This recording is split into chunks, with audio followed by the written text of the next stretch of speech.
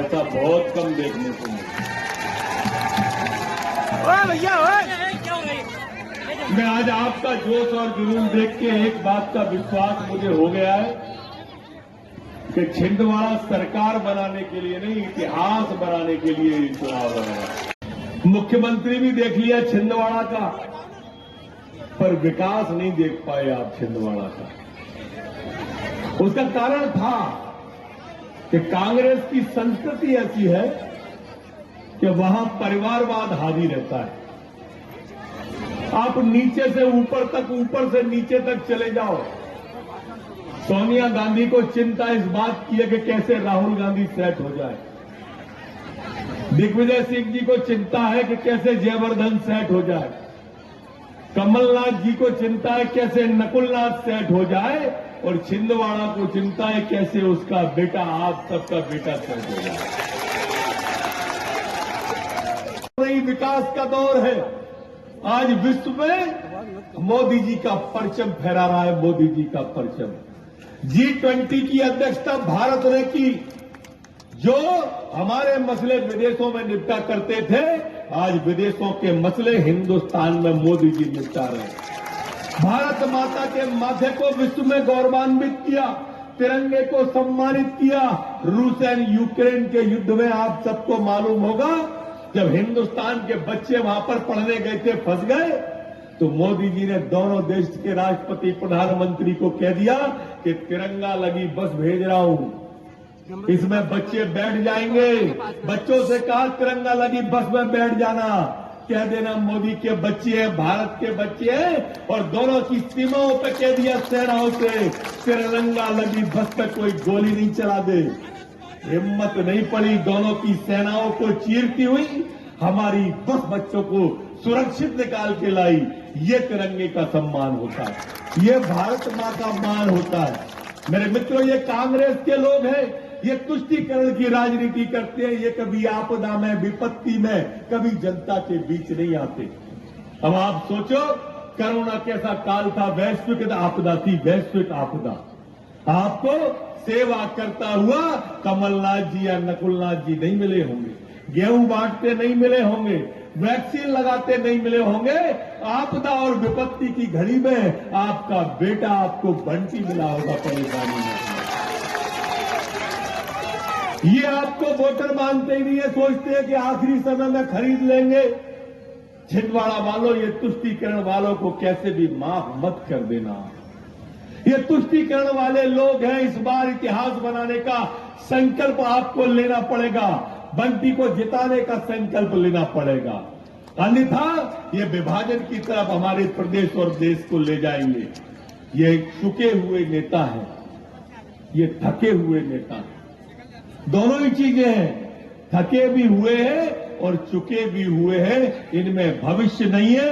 ये सिर्फ और सिर्फ अपने बेटे को सेट करना चाहते हैं, इसके आगे कुछ नहीं है। और इसलिए मैं आपसे प्रार्थना करने आया हूं, मैं दोनों हाथों से करबद्ध आपसे निवेदन करने आया हूं कि ये महत्वपूर्ण चुनाव है।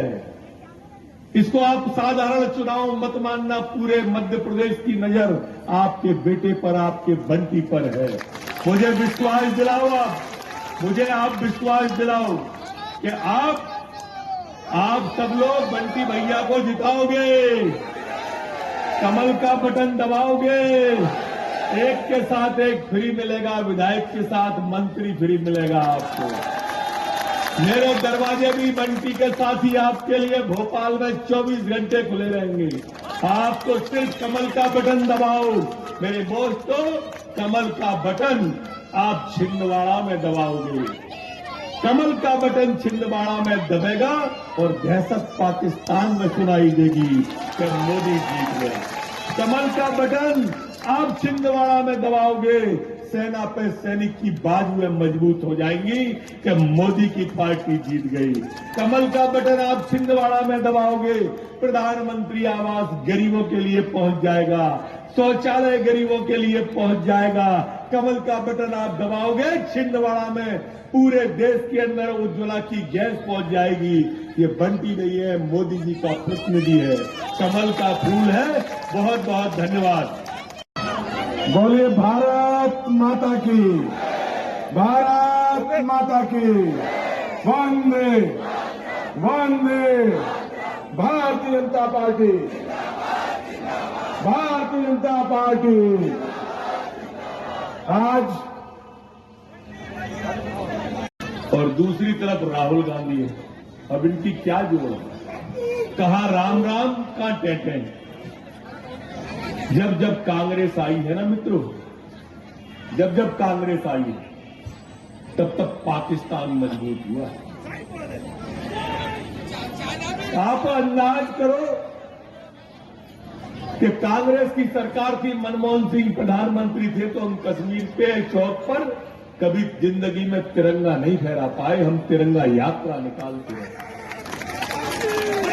लेकिन मोदी जी आए, और मोदी जी आए तो कश्मीर का लाल चौक क्या है, चांद पर तिरंगा फहरा दिया, चांद पर। यह विकास होता है और यह विचार होता है। मनमोहन सिंह की कांग्रेस की सरकार थी तो पाकिस्तान हमसे कश्मीर मांगता था। आज मोदी जी की सरकार है तो कटोरा लेके भीख मांग रहा है पाकिस्तान।